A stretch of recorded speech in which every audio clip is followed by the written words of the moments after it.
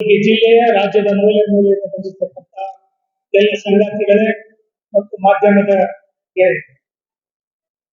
Bharat communist ಪಕ್ಷ ಪ್ರತಿ 3 ವರ್ಷಕ್ಕೊಂದು ಬಾರಿ ಸಮ್ಮೇಳನಗಳನ್ನ ಅಖಿಲ ಭಾರತ ಮಟ್ಟದಲ್ಲಿ, ರಾಜ್ಯ ಮಟ್ಟದಲ್ಲಿ, ಜಿಲ್ಲೆ ಮತ್ತು ತಾಲೂಕಾ ಮಟ್ಟದಲ್ಲಿ, ಶಾಖಾ ಮಟ್ಟದಲ್ಲಿ ಮಾಡ್ತಾರೆ.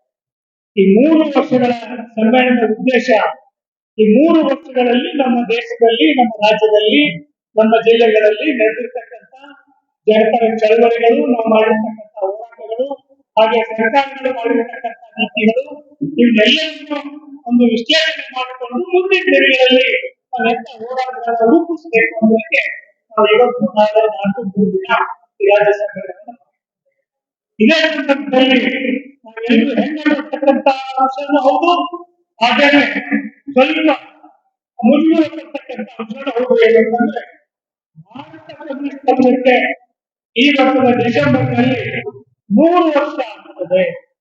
100 ವರ್ಷ ಅಂದ್ರೆ ಬ್ರಿಟಿಷರಿಂದ 4 ಬಾರಿ ಭಾರತ ಕಮ್ಯುನಿಸ್ಟ್ ಪಕ್ಷ ನಿಷೇಧಕ್ಕೊಳಗಾಗಿದೆ.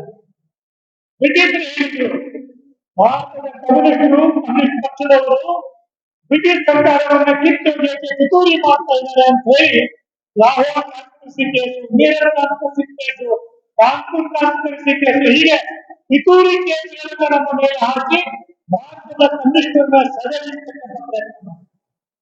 1924 ಕಾನ್ಪುರ್ ನಗರದಲ್ಲಿ ಭಾರತ ಕಮ್ಯುನಿಸ್ಟ್ ಪಕ್ಷದ ಎಲ್ಲ ನಾಯಕರನ್ನ ಬಂಧನ ಮಾಡಲಾಗಿದೆ. ಎಲ್ಲ ನಾಯಕರನ್ನ ಬಂಧಿಸಿ ಜೈಲಿಗೆ ತಳ್ಳಿ ಅವರು ಬ್ರಿಟಿಷ್ ಸರ್ಕಾರಕ್ಕೆ ವರದಿ ಕೊಡ್ತಾರೆ. ಭಾರತದಲ್ಲಿ ಎಲ್ಲ ಕಮ್ಯುನಿಸ್ಟರನ್ನ ಬಂಧಿಸಿ ಜೈಲಿಗೆ ಸಂಭವತ ಈ ದೇಶದಲ್ಲಿ ಏನಿಲ್ಲ, ಅದಕ್ಕಾಗಿ ಬ್ರಿಟಿಷ್ ಸರ್ಕಾರ ಆತಂಕ ಪಡಬೇಕಾಗಿಲ್ಲ ಅಂತ 1924ರಲ್ಲಿ ಕಾನ್ಪುರದಲ್ಲಿ ಕಮ್ಯುನಿಸ್ಟ್ ಪಾರ್ಟಿಯನ್ನ ಅರೆಸ್ಟ್ ಮಾಡಿದಾಗ ಹೇಳ್ತಾರೆ. ಅದರ ಮಾರನೇ ವರ್ಷನೇ 1925 ಡಿಸೆಂಬರ್ನಲ್ಲಿ ಅದೇ ಸ್ಥಳದಲ್ಲಿ ಭಾರತ ಕಮ್ಯುನಿಸ್ಟ್ ಪಕ್ಷ ಉದ್ಘಾಟನೆ ಆಗ್ತದೆ. ಅಂತ ಭಾರತ ಕಮ್ಯುನಿಸ್ಟ್ ಪಕ್ಷ ಉದ್ಘಾಟನೆಯಾಗಿ ಈ ವರ್ಷಕ್ಕೆ 100 ವರ್ಷ.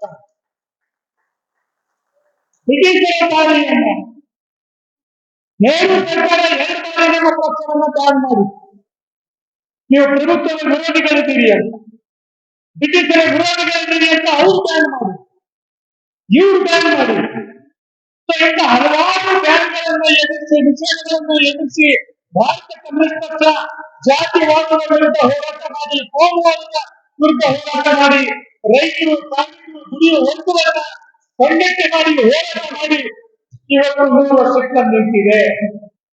ನಮ್ಮ ಇತಿಹಾಸದಲ್ಲಿ ಯಾವ ಕಲಬುರ್ಗಿಯಲ್ಲಿ ನೀವು ಕೂತಿದ್ದೀರೋ, ಈ ಕಲಬುರ್ಗಿ ನೆಲ ತೆಲಂಗಾಣ ರಾಜ್ಯದಲ್ಲಿ ಎಲ್ಲರೂ ಹೇಳ್ತಾ ಇದ್ದಾರೆ, ನೆಹರು ಸರ್ಕಾರ ವಲ್ಲಭಭಾಯಿ ಪಟೇಲ್ ಅವರು ಈ ಹೈದರಾಬಾದ್ ಕರ್ನಾಟಕವನ್ನು ವಿಮೋಚನೆ ಮಾಡಿದ್ರು ಅಂತ. ಆದ್ರೆ ವಿಮೋಚನೆ ಹಿಂದಿನ ಕಥೆ ಏನು? ವಿಮೋಚನೆ ಹಿಂದೆ 1944ರಿಂದಾನೇ ಭೂಮಾಲಿಕರ ವಿರುದ್ಧ ಚಳವಳಿ ತೆಲಂಗಾಣದಲ್ಲಿ ನಡೀತದೆ, ನಿಜಾಂ ಸರ್ಕಾರದ ವಿರುದ್ಧ ನಡೀತದೆ, ಭೂಮಾಲಿಕರ ವಿರುದ್ಧ ನಡೀತದೆ. ತೆಲಂಗಾಣ ಸಶಸ್ತ್ರ ಹೋರಾಟ, ಒಂದು ಕೈಯಲ್ಲಿ ಬಂದೂಕು, ಇನ್ನೊಂದು ಕೈಯಲ್ಲಿ ಕಂಗೋಳ ಹಿಡಿದು ತೆಲಂಗಾಣ ಹೋರಾಟದಲ್ಲಿ ಭಾಗವಹಿಸಿರ್ತಕ್ಕಂಥ ಕಮ್ಯುನಿಸ್ಟ್ ಪಕ್ಷದ ಕಾರ್ಯಕರ್ತರು ತಮ್ಮ ಮಗ್ಗಮ ವಹಿಸಿ ತಮ್ಮ ರಾಜ್ಯದವರು ಅವರೆಲ್ಲ ಕಲಬುರಗಿಯಲ್ಲಿ ಸಂಘಟನೆ ಮಾಡಿದ್ದಾರೆ, ಭೂಗತವಾಗಿ ಇಲ್ಲಿಂದ ಹೋರಾಟ ಮಾಡಿದ್ದಾರೆ. ನಿಜಾಂ ಸರ್ಕಾರ ಅವತ್ತು ನಿಜಾಂ ಸರ್ಕಾರವನ್ನ ಸಡಿಲಗೊಳಿಸದೇ ಇದ್ರೆ, ನಿಜಾಂ ಸರ್ಕಾರ ವಿರುದ್ಧ ಹೋರಾಟ ಮಾಡದೇ ಇದ್ರೆ ಬಹಳ ತೀವ್ರವಾದಂತಹ ಹೋರಾಟ ನಡೀತಾ ಇತ್ತು ನಿಜಾಂ ಸರ್ಕಾರಕ್ಕೂ ಮತ್ತು ಭಾರತ ಸರ್ಕಾರಕ್ಕೂ. ಅಂತ ಸಂದರ್ಭದಲ್ಲಿ ಹೈದರಾಬಾದ್ ವಿಮೋಚನೆ ಹೋರಾಟಕ್ಕೆ ಭಾರತ ಕಮ್ಯುನಿಸ್ಟ್ ಪಕ್ಷ ಈ ಕಲಬುರಗಿ, ಬೀದರ್, ಈ ಪ್ರದೇಶದ ವಿಮೋಚನೆ ಹೋರಾಟಕ್ಕೆ ಭಾರತ ಕಮ್ಯುನಿಸ್ಟ್ ಪಕ್ಷ ದೊಡ್ಡ ಕೊಡುಗೆಯನ್ನು ಕೊಟ್ಟಿದೆ. ಹಾಗೆಯೇ ಗೋವಾ ವಿಮೋಚನೆ ಚಳವಳಿ, ಕಾಂಗ್ರೆಸ್ ಪಕ್ಷ ಗೋವಾ ವಿಮೋಚನೆ ಚಳವಳಿ ಸಿದ್ಧ ಇದೆ. ಅವಾಗ 1950ರಲ್ಲಿ ಗೋವಾ ವಿಮೋಚನೆ ಚಳವಳಿಗೆ ನಾವು ಹೋರಾಟವನ್ನು ಭಾರತ ಕಮ್ಯುನಿಸ್ಟ್ ಪಕ್ಷ ಮತ್ತು ಸಮಾಜವಾದಿ ಪಕ್ಷ ಸೇರಿ ದೊಡ್ಡ ಹೋರಾಟವನ್ನ ಮಾಡಿದ್ರು. ಅಂತ ಸಂದರ್ಭದಲ್ಲಿ ಕಲಬುರಗಿಯಿಂದ ಗೋವಾ ವಿಮೋಚನಾ ಚಳವಳಿಗೆ ಕಾಂಗ್ರೆಸ್ ಭಾಗವಹಿಸಿದ್ದಾರೆ. ಕಲಬುರಗಿಯ ಕಮ್ಯುನಿಸ್ಟ್ ಪಕ್ಷದ ನಾಯಕರು, ಮಂಗಳೂರಿನ ಕಮ್ಯುನಿಸ್ಟ್ ಪಕ್ಷದ ನಾಯಕರು, ಹುಬ್ಬಳ್ಳಿ ಧಾರವಾಡ ಬೆಳಗಾವಿಯ ಕಮ್ಯುನಿಸ್ಟ್ ಪಕ್ಷದ ನಾಯಕರು ಗೋವಾ ವಿಮೋಚನಾ ಚಳವಳಿಯಲ್ಲಿ ಭಾಗವಹಿಸಿದ್ದಾರೆ. ನಾನು ಯಾಕೆ ಹೀಗೆಲ್ಲ ಹೇಳ್ತೇನೆ ಅಂದ್ರೆ ಇಷ್ಟೆಲ್ಲ ಹೋರಾಟಗಳನ್ನ ಮಾಡಿ ಜಾತಿವಾದ ಕೋಮುವಾದ ಧನಬಲಗಳನ್ನ ಎದುರಿಸಿ ಭಾರತ ಕಮ್ಯುನಿಸ್ಟ್ ಪಕ್ಷ ಇವತ್ತು 100 ವರ್ಷದಲ್ಲಿ ಕಾಲಿಡ್ತಾ ಇದೆ.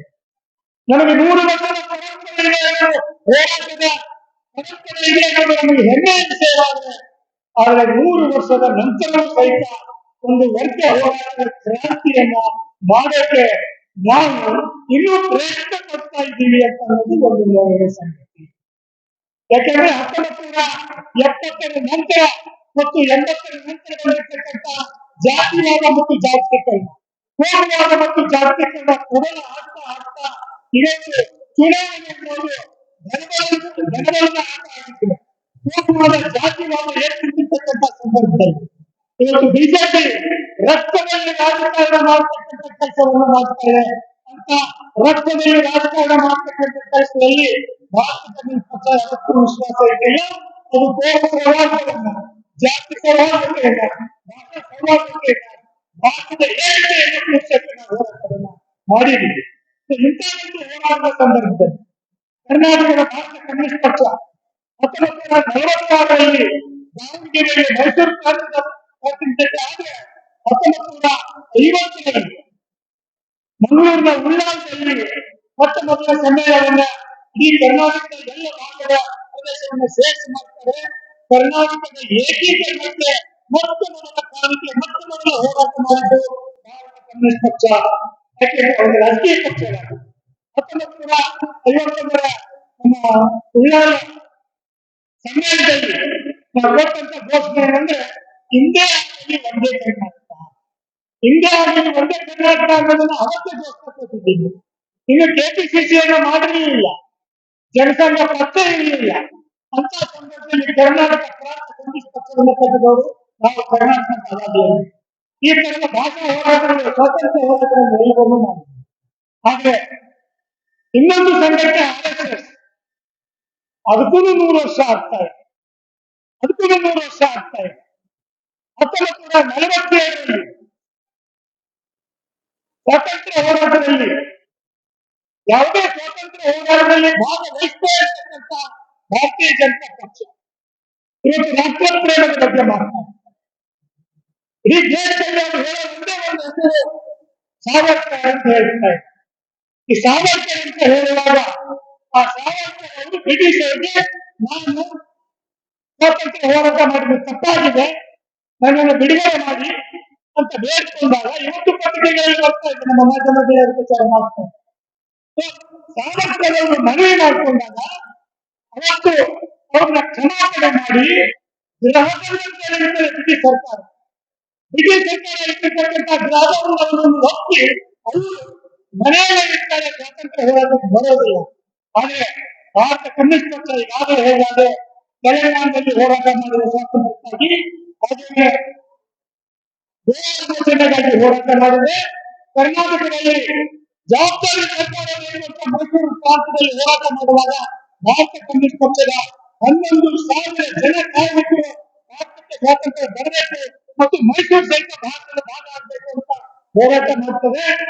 ಎಲ್ಲದರ ಜೊತೆಗೆ RSS ಅವರು ಒಬ್ಬರೇ ಒಬ್ಬ ಹುತಾತ್ಮರನ್ನ ಕಳಿಸಿಕೊಡಲಿ. 100 ವರ್ಷದಲ್ಲಿ ಈ ದೇಶದ ಸ್ವಾತಂತ್ರ್ಯಕ್ಕಾಗಿ ಹೋರಾಟ ಮಾಡಿ ಹುತಾತ್ಮರಾಗಿರ್ತಕ್ಕಂಥ ಒಂದೇ ಒಂದು ಹೆಸರನ್ನು ತೋರಿಸಕ್ಕೆ ಸಾಧ್ಯ ಆಗುವುದಿಲ್ಲ. ಭಾರತ ಕಮ್ಯುನಿಸ್ಟ್ ಪಕ್ಷದಲ್ಲಿ 100 ಜನ ಇದೇ ಮಂಗಳೂರಿನ ಕೈಯೂರು ಪ್ರದೇಶದಲ್ಲಿ, ಮಂಗಳೂರು ನಗರ ಕೈಯೂರಿನಲ್ಲಿ ಕಮ್ಯುನಿಸ್ಟ್ ಪಕ್ಷದ ಜೊತೆ ಇದ್ದು ಹೋರಾಟ ಮಾಡಿ ಬ್ರಿಟಿಷರ ನೇರ ನಂಬಕ್ಕೆ ಏನಿರ್ತಕ್ಕಂಥ 4 ಜನ ಯುವಕರು, ಅಪ್ಪು ತಿರುಕೊಂಡ ಕುವೆಂಪು ಅಂತಕ್ಕಂಥ 4 ಜನ ಯುವಕರು ಬ್ರಿಟಿಷರು ನೇರ ನಂಬಕ್ಕೆ ಇರಿಸ್ತಾರೆ. ಅಂತ ಒಂದು ದೊಡ್ಡ ಪರಂಪರೆ ನಮಗಿದೆ. ನಾವೆಲ್ಲರೂ ಹೆಮ್ಮೆ ಪಡೋಣ. 100 ವರ್ಷದ ಕಾಲ ಹೋರಾಟವನ್ನ, ಅಭೂತಪೂರ್ವವಾದಂತಹ ಹೋರಾಟವನ್ನು ನಡೆಸಿದ್ದೀವಿ. ಈ ದೇಶದ ರೈತರು, ಕೂಲಿಕಾರರು, ಕಾರ್ಮಿಕರು, ದುಡಿಯುವ ಜನರ ಮೊಟ್ಟ ಮೊದಲ ರಾಜಕೀಯ ಪಕ್ಷ ಭಾರತ ಕಮ್ಯುನಿಸ್ಟ್ ಪಕ್ಷ. ಆ ದುಡಿಯುವ ಜನರ ಸಂಕಷ್ಟಗಳು ಎಲ್ಲಿವರೆಗೆ ಇರ್ತಾವೋ ಅಲ್ಲಿವರೆಗೂ ಸಮರಶೀಲ ಹೋರಾಟವನ್ನು ನಾವು ನಡೆಸ್ತೇವೆ. ಇವತ್ತಿನ ಸಂದರ್ಭದಲ್ಲಿ ಅಖಿಲ ಭಾರತ ಮಟ್ಟದ ವಿಷಯಗಳನ್ನು ಅಮರ್ಜಿತವರು ಮಾಡಿದ್ದಾರೆ. ನಾನು ಕರ್ನಾಟಕದ ರಾಜಕೀಯಕ್ಕೆ ಸಂಬಂಧಪಟ್ಟಿರ್ತಕ್ಕಂಥ 2-3 ವಿಷಯಗಳನ್ನು ಮಾತ್ರ ಪ್ರಸ್ತಾಪ ಮಾಡ್ತೀನಿ. ಕರ್ನಾಟಕದಲ್ಲಿ ಇವತ್ತು ಬಿಜೆಪಿ ಮತ್ತೆ ಕೋಮುವಾದವನ್ನು ಮುನ್ನೆಲೆಗೆ ತರ್ತಾ ಇದೆ. ಮತ್ತೆ ಕೋಮುವಾದ ಕರ್ನಾಟಕದಲ್ಲಿ ಬಿಜೆಪಿ ತನ್ನ ಕೋಮುವಾದಿ ಅಜೆಂಡಾದಿಂದ ಯಾವತ್ತೂ ಅಧಿಕಾರಕ್ಕೆ ಬಂದಿಲ್ಲ. ಅವರು ಜನತಾದಳದಂತ ಸಮಯ ಸಾಧಕ ಪಕ್ಷವನ್ನ, ಕಾಂಗ್ರೆಸ್ನಲ್ಲಿರ್ತಕ್ಕಂಥ ಸಮಯ ಸಾಧಕ ಗುಂಪುಗಳನ್ನ ತೆಗೆದುಕೊಂಡು ಇಲ್ಲಿ ಅಧಿಕಾರ ಮಾಡಿದ್ದಾರೆ. ಆದ್ರೆ ಇವತ್ತು ಮತ್ತೆ ಧರ್ಮಸ್ಥಳದಲ್ಲಿ ಒಂದು ಅತ್ಯಾಚಾರಗಳೇ ಆಗಿದ್ದಾರೆ. ನಾವು ಯಾರು ಮಂಜುನಾಥನ ವಿರುದ್ಧ ಅಲ್ಲ, ಧರ್ಮಸ್ಥಳದ ಕ್ಷೇತ್ರದ ವಿರುದ್ಧ ಅಲ್ಲ. ಯಾವ ರೀತಿ ಧರ್ಮಸ್ಥಳದಲ್ಲಿ ಮಂಜುನಾಥನ ದೇವಸ್ಥಾನದಲ್ಲಿ ಕಸ ಹಿಡಿತಿರೋ ದಿನ, ಹಾಗೆ ಆ ಕ್ಷೇತ್ರದಲ್ಲಿ ಅತ್ಯಾಚಾರಗಳು ಬಂದಾಗ, ಅನರ್ಹಗಳು ಬಂದಾಗ ಅವ್ರಿಗೆ ಕಸ ಹಿಡಿಬೇಕು, ಅಲ್ಲಿ ಹತ್ಯೆಗಳಾಗಿದ್ದಾವೆ, ಅತ್ಯಾಚಾರಗಳಾಗಿದ್ದಾವೆ, ಅವ್ರನ್ನ ತನಿಖೆ ಮಾಡಿ ಅಂತ ಹೇಳ್ತಕ್ಕಂಥ ಕೆಲಸ ಮಾಡಿದ್ರೆ ಬಿಜೆಪಿಯವರು ನೀವು ದೇವರ ವಿರುದ್ಧ ಮಾತನಾಡ್ತಾ ಇದ್ದೀರಿ ಅಂತ ಹೇಳ್ತಾರೆ. ದೇವರ ಹೆಸರನ್ನಿಟ್ಟುಕೊಂಡು ರಾಜಕಾರಣ ಮಾಡುತ್ತಾರೆ. ಅಲ್ಲಿ ಧರ್ಮಸ್ಥಳದಲ್ಲಿ ದೊಡ್ಡ ಪ್ರಮಾಣದಲ್ಲಿ ಬಡವರ ಭೂಮಿ ಅಪಹರಣ ಆಗಿದೆ, ಹೆಣ್ಣುಮಕ್ಕಳು ಅಪಹರಣ ಆಗಿದ್ದಾವೆ, ಅತ್ಯಾಚಾರಗಳಾಗಿದ್ದಾವೆ. ಇಂತಹ ಸಂದರ್ಭದಲ್ಲಿ ಅಲ್ಲಿ ನಡೀತಾ ಇರತಕ್ಕಂಥ ಅನ್ಯಾಯಗಳನ್ನ ಸರಿಪಡಿಸಿ ಅಂತ ಹೇಳಿದ್ರೆ ನೀವು ಧರ್ಮಸ್ಥಳ ವಿರುದ್ಧ ಮಾತನಾಡ್ತಾ ಇದ್ದಾರೆ. ಮುಂದಿನ ದಿನದಲ್ಲಿ ಬಿಜೆಪಿಯ ಇಂಥ ನೀಚ ಕೆಲಸಗಳ ವಿರುದ್ಧ ಹೋರಾಟಗಳನ್ನು ಮಾಡಬೇಕಾಗಿದೆ. ಅದೇ ಸಂದರ್ಭದಲ್ಲಿ ಕರ್ನಾಟಕದಲ್ಲಿರ್ತಕ್ಕಂಥ ರಾಜ್ಯ ಸರ್ಕಾರ ನೆನಪಾಗಬೇಕು. ರಾಜ್ಯ ಸರ್ಕಾರ ಇಂಡಿಯಾ ಊಟ ಅಂತ ಮಾಡಿದ್ರಿ, ಚುನಾವಣೆಯಲ್ಲಿ ಸಿಪಿಐ ಕಾಂಗ್ರೆಸ್ ಪಕ್ಷಕ್ಕೆ ಬೆಂಬಲ ಕೊಟ್ಟಿದೆ. ಅವತ್ತು ನಾವು ಹೇಳಿದ್ವಿ, ಹಿಂದೆ ಬೊಮ್ಮಾಯಿ ಸರ್ಕಾರ ರೈತ ವಿರೋಧಿ ಕಾನೂನುಗಳನ್ನು ತಂದಿದೆ. 1974ರಲ್ಲಿ ದೇವಾಲಯ ತಂದಿರ್ತಕ್ಕಂಥ ಭೂ ಸುಧಾರಣಾ ಕಾನೂನು, ಭೂ ಸುಧಾರಣಾ ಕಾನೂನಿಗೆ ತಿದ್ದುಪಡಿ ತಂದು ರೈತರ ಭೂಮಿ ಕಾರ್ಪೊರೇಟ್ ಕಂಪನಿಗಳ ಕೈ ಸೇರಕ್ಕೆ ಬೇಕಾದಂತ ಎಲ್ಲ ಅನುಕೂಲಗಳನ್ನ ಬೊಮ್ಮಾಯಿಯವರು ಮತ್ತು ಅವತ್ತಿನ ವಿರೋಧ ಪಕ್ಷ, ಅವತ್ತಿನ ಬಂಡಾಯ ಮಂತ್ರಿ ಅಶೋಕ್ ಅವರು ಮಾಡಿದ್ರು. ರೈತರ ಭೂಮಿಯನ್ನು ಕಸಗೊಳ್ತಾ ಇದ್ದಾರೆ. ಭೂಮಿಯಿಂದ ಹೋರಾಟ ಮಾಡಿದ್ದು ಭಾರತ ಕಮ್ಯುನಿಸ್ಟ್ ಪಕ್ಷ. 1960ರಲ್ಲಿ ಭಾರತ ಕಮ್ಯುನಿಸ್ಟ್ ಪಕ್ಷ ಉಳುವರಿಗೆ ಭೂಮಿ ಕಾನೂನು ತಗೊಂಡ್ರೆ ಅಂತ ಹೋರಾಟ ಮಾಡಿದ್ರು. ಅವತ್ತು ಉಳುವರಿಗೆ ಭೂಮಿ ಆದ್ರೆ ಇವತ್ತು ಬೊಮ್ಮಾಯಿ ಸರ್ಕಾರ, ಮೋದಿ ಸರ್ಕಾರ ಆಳುವವರಿಗೆ ಭೂಮಿಯನ್ನು ಕೊಡ್ತಾ ಇದೆ. ಅದನ್ನ ವಿರೋಧ ಮಾಡಿ ನಾವು ಹೋರಾಟ ಮಾಡುದು. ಸಿದ್ದರಾಮಯ್ಯ ಅಧಿಕಾರಕ್ಕೆ ಬಂದು ಕಾಂಗ್ರೆಸ್ ಬೊಮ್ಮಾಯಿ ತಂದಿರ್ತಕ್ಕಂಥ ಭೂ ಸುಧಾರಣಾ ಕಾನೂನು ತಿದ್ದುಪಡಿಯನ್ನ ತಿದ್ದುಪಡಿ ಮಾಡಿ ನಿಮಗೆ ಸರ್ಕಾರ ದೇವಾಲಯಕ್ಕೆ ತಂದಿರ್ತಕ್ಕಂಥ ಕಾನೂನನ್ನ ಮತ್ತೆ ಮರುಸ್ಥಾಪನೆ ಮಾಡಿ ಅಂತ ಹೇಳಿ ಇವತ್ತಿನವರೆಗೂ ಕಾಂಗ್ರೆಸ್ ಸರ್ಕಾರ ಮಾಡ್ತಾ ಇಲ್ಲ. ಕಾರ್ಮಿಕ ವಿರೋಧಿ ಕಾನೂನುಗಳನ್ನು ತರ್ತಾ ಇದ್ದಾರೆ. ಒಂದ್ ಕಡೆ ಮೋದಿ, ಇನ್ನೊಂದ್ ಕಡೆ ಈ ಸರ್ಕಾರ.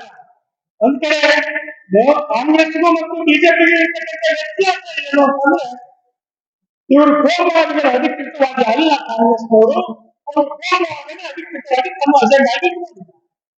ಇವತ್ತು ಹಲವಾರು ಜನ ಕಾಂಗ್ರೆಸ್ನವರಿಗೆ ಇಂತಹ ಸಂದರ್ಭದಲ್ಲಿ ಇವತ್ತು ನಾವು ಸಿದ್ದರಾಮಯ್ಯ ನೆನಪಿಸಬೇಕಾಗಿದೆ. ಭಾರತ ಕಮ್ಯುನಿಸ್ಟ್ ಪಕ್ಷ ಚುನಾವಣೆಯಲ್ಲಿ ನಿಮ್ಮ ಜೊತೆ ಹೊಂದಾಣಿಕೆ ಮಾಡಿಕೊಂಡಿತ್ತು, ಇಂಡಿಯಾ ಕೂಟದ ಭಾಗವಾಗಿತ್ತು. ನಮ್ಮ ಹೋರಾಟಗಳಿಗೆ ನೀವು ಮಾನ್ಯತೆ ಕೊಡಬೇಕು ಅಂತ ಅನ್ನೋದು ಗಮನಿಸಿ. ಕಲಬುರಗಿ ಜಿಲ್ಲೆಯಲ್ಲಿ ನಮ್ಮ ಪಕ್ಷದ ಜಿಲ್ಲಾಧಿಕಾರಿರ್ತಕ್ಕಂಥ ಮಹೇಶ್ವರ ಮೇಲೆ ಇರ್ತಕ್ಕಂಥ ಜಿಲ್ಲಾಧಿಕಾರಿಗಳು ಮತ್ತು ಎಸ್ಪಿಯವರು ರೌಡಿ ಸೀಟ್ನಲ್ಲಿ ಹೆಸರನ್ನು ಹಾಕಿದ್ದಾರೆ. ರೌಡಿ ಸೀಟ್ನಲ್ಲಿ ಯಾಕಂತಂದ್ರೆ ಇವರು ಹೋರಾಟ ಮಾಡಿದ್ರು. ಅದೇ ಎಸ್ಪಿ ಅವರಿಗೆ ಮತ್ತು ಜಿಲ್ಲಾಧಿಕಾರಿಗಳಿಗೆ ನಾನು ದಯವಿಟ್ಟು ಕೇಳ್ಕೊಳ್ತೇನೆ, ನಿಮಗೆ ಹೋರಾಟಗಾರರು ಮತ್ತು ರೌಡಿಗಳ ವ್ಯತ್ಯಾಸ ಗೊತ್ತಿಲ್ಲ. ಯಾರು ರೌಡಿಗಳು, ಯಾರು ಹೋರಾಟಗಾರರು ವ್ಯತ್ಯಾಸ ಗೊತ್ತಿಲ್ಲ. ಭಾರತ ಕಮ್ಯುನಿಸ್ಟ್ ಪಕ್ಷ ತೆಲಂಗಾಣ ನಿಜಾಮ ಹೋರಾಟ ಮಾಡದೇ ಇದ್ರೆ ಈ ಸ್ವಾತಂತ್ರ್ಯ ಸಿಗ್ತಿರಲಿಲ್ಲ. ಭಾರತ ಕಮ್ಯುನಿಸ್ಟ್ ಪಕ್ಷದ ದೊಡ್ಡ ಪರಂಪರೆ ಇದೆ ಸ್ವಾತಂತ್ರ್ಯ ಹೋರಾಟ. ರೈತ ಕಾರ್ಮಿಕರಿಗಾಗಿ ಹೋರಾಟ ಮಾಡಿದ್ದೀವಿ, ಕಾರ್ಮಿಕ ವರ್ಗಕ್ಕಾಗಿ ಹೋರಾಟ ಮಾಡಿದ್ದೀವಿ. ಇಂಥ ಹೋರಾಟದ ಪರಂಪರೆ ಇರ್ತಕ್ಕಂಥ ಒಂದು ಪಕ್ಷವನ್ನ ನೀವು ರೌಡಿ ಪಕ್ಷದ ನಾಯಕನನ್ನ ರೌಡಿ ಸೀಟಿಗೆ ಸೇರಿಸ್ತೀರಿ ಅಂತಂದ್ರೆ, ನೀವು IAS IPS ಓದುವಾಗ ಇತಿಹಾಸದ ಪುಸ್ತಕವನ್ನು ನೀವು ಓದಿಲ್ಲ ಅಂತ ಕಾಣ್ತದೆ. ಇತಿಹಾಸದ ಬಗ್ಗೆ ನಿಮಗೆ ಜ್ಞಾನ ಇಲ್ಲ ಅಂತ ಕಾಣ್ತದೆ. ಆ ಕಾರಣಕ್ಕಾಗಿ ನಾವು ನೆನಪಿಸ್ತೇವೆ, ಭಾರತ ಕಮ್ಯುನಿಸ್ಟ್ ಪಕ್ಷದ ವತಿಯಿಂದ ಹೌದು ಹೋರಾಟದ ಸಂದರ್ಭದಲ್ಲಿ ವ್ಯತ್ಯಾಸಗಳಾಗ್ತದೆ. ಹಾಕಿ ಅದಕ್ಕೆ ಕೇಸರಿಯನ್ನು ಹಾಕಿ ಯಾರು ಅಂತಾರೆ. ಆದ್ರೆ ನೀವು ನಿಮ್ಮನ್ನೇ ಒಂದು ಹೋರಾಟಕ್ಕಾಗಿ ಒಬ್ಬ ಕಮ್ಯುನಿಸ್ಟ್ ಪಕ್ಷದ ನಾಯಕನನ್ನ ರೌಡಿ ಸೇರಿಸಿದೆ ಅಂತಂದ್ರೆ ಅದಕ್ಕೆ ಭಾರತ ಕಮ್ಯುನಿಸ್ಟ್ ಪಕ್ಷದ ರಾಜ್ಯದಲ್ಲಿ ತೀವ್ರವಾಗಿ ಖಂಡನೆ ಮಾಡ್ತದೆ. ಮತ್ತು ನಿಮಗೆ ಇತಿಹಾಸದ ಪಾಠವನ್ನು ಹೇಳಕ್ಕೆ ನಾವು ಬರ್ತೀವಿ. ಕಮ್ಯುನಿಸ್ಟ್ ಪಕ್ಷ ಅಂದ್ರೆ ಏನು, ಕಾರ್ಮಿಕ ಸಂಘಟನೆ ಅಂದ್ರೆ ಏನು, ಏಕೈಕ ಹೋರಾಟಗಳನ್ನು ಮಾಡಬೇಕಾ ಎಂದು ನಾವು ಯಡಿಯೂರಪ್ಪ ಸರ್ಕಾರಕ್ಕೂ, ಬೊಮ್ಮಾಯಿ ಸರ್ಕಾರಕ್ಕೂ, ಸಿದ್ದರಾಮಯ್ಯ ಸರ್ಕಾರಕ್ಕೂ ಮತ್ತು ನಮ್ಮ ಪರಮೇಶ್ವರ ಅಂತಕ್ಕಂಥ ಗೃಹ ಮಂತ್ರಿಯ ವ್ಯತ್ಯಾಸವೇ ಇದ್ದಂತ ವಾತಾವರಣ ಇದೆ. ದುಡಿಯುವ ಹೋರಾಟದ ಮೇಲೆ ದಾಳಿಗಳಾಗ್ತಾ ಇದ್ದಾರೆ, ಕಾರ್ಮಿಕ ವರ್ಗದ ಹೋರಾಟದ ಮೇಲೆ ದಾಳಿಗಳಾಗ್ತಾ ಇದ್ದಾರೆ. ಮುಂದಿನ ದಿನಗಳಲ್ಲಿ ನಾವು 3 ದಿನ ಕೂತು ಕರ್ನಾಟಕದಲ್ಲಿ ಭಾರತ ಕಮ್ಯುನಿಸ್ಟ್ ಪಕ್ಷವನ್ನ ಮುಂದಕ್ಕೆ ತೆಗೆದುಕೊಂಡು ಹೋಗಕ್ಕೆ ನಾವು ಏನೇನು ಮಾಡಬೇಕು ಅಂತಕ್ಕಂಥ ಕೆಲಸವನ್ನು ನಾವು ಮಾಡಬೇಕಾಗಿದೆ. ಈ ರಾಜ್ಯದಲ್ಲಿ, ಈ ದೇಶದಲ್ಲಿ ಕೋಮುವಾದ ಮತ್ತು ಕಾರ್ಪೊರೇಟ್ ವಾದ, ಕಮ್ಯುನಲ್ ಕಾರ್ಪೊರೇಟ್ ಕಾಂಬಿನೇಷನ್ ಅಂತ, ಈ ಕೋಮುವಾದ ಮತ್ತು ಕಾರ್ಪೊರೇಟ್ ವಾದವನ್ನು ಎದುರಿಸಿ ಅದನ್ನ ತಡೆದು ದುಡಿಯುವ ವರ್ಗದ ಹೋರಾಟವನ್ನು ಮುಂದುವರಿಸಕ್ಕೆ, ದುಡಿಯುವ ವರ್ಗದಲ್ಲಿ ರಾಜಕೀಯ ಪ್ರಜ್ಞೆಯನ್ನು ತರಕ್ಕೆ ಮತ್ತು ದುಡಿಯುವ ವರ್ಗವನ್ನ ರಾಜಕೀಯ ಅಧಿಕಾರ ಹಿಡಿಯಕ್ಕೆ ಮುಂದುವರಿಸಕ್ಕೆ ಕೆಲಸವನ್ನು ಮಾಡಬೇಕಾಗಿದೆ. ನಾವು ಸುಮ್ಮನೆ ಹೆಮ್ಮೆ ಹೇಳ್ತಾ ಇಲ್ಲ. 1951-55 ಈ ದೇಶದ ಮತ್ತೆ ಮೊದಲನೇ ಚುನಾವಣೆಯಲ್ಲಿ ವಿರೋಧ ಪಕ್ಷ ಆಗಿದ್ದು ಭಾರತ ಕಮ್ಯುನಿಸ್ಟ್ ಪಕ್ಷ, ಆಡಳಿತ ಪಕ್ಷ ನೆಹರು ಆಗಿದ್ರೆ, ಕಾಂಗ್ರೆಸ್ ಆಗಿದ್ರೆ ವಿರೋಧ ಪಕ್ಷವಾಗಿದ್ದು ಭಾರತ ಕಮ್ಯುನಿಸ್ಟ್ ಪಕ್ಷ. ಅಂತ ಒಂದು ಪರಂಪರೆ ಇದೆ. 2 ರಾಜ್ಯಗಳಲ್ಲಿ 25-30 ವರ್ಷ ಆಡಳಿತ ಮಾಡುವ ಇತಿಹಾಸ ಇದೆ. ನಾವು ಕೇವಲ ಪ್ರತಿಭಟನೆ ಮಾಡುವುದಲ್ಲ, ದುಡಿಯುವ ವರ್ಗಕ್ಕೆ ರಾಜಕೀಯ ಅಧಿಕಾರವನ್ನು ತಂದುಕೊಡಬೇಕಂತಕ್ಕಂಥ ಒಂದು ಕಮ್ಯುನಿಸ್ಟ್ ಪಕ್ಷದ ಪ್ರಣಾಳಿಕೆ ಏನಿದೆ ಅದನ್ನ ಪೂರೈಸುವಂತ ನಾವು ಹೋರಾಟಗಳನ್ನು ಮಾಡಬೇಕು. ಕರ್ನಾಟಕ ರಾಜ್ಯದಲ್ಲಿ ರೈತರು, ಕಾರ್ಮಿಕರು, ದುಡಿಯೋರು, ಮಹಿಳೆಯರು, ಮನೆ ಇಲ್ಲದವರು, ಸುರಿಗಾಡುವ ಹೋರಾಟ, ಆಮೇಲೆ ಈ ದೇಶದಲ್ಲಿರ್ತಕ್ಕಂಥ ವಿದ್ಯಾರ್ಥಿಗಳು, ಯುವಜನರು ಎಲ್ಲರ ಸಂಘಟನೆಗಳನ್ನು ಬಲಪಡಿಸಿ ಈ ರಾಜ್ಯದಲ್ಲಿ ಬಲಿಷ್ಠವಾದ ಜನಪರ ಹೋರಾಟವನ್ನು ಮಾಡಬೇಕಾಗಿದೆ.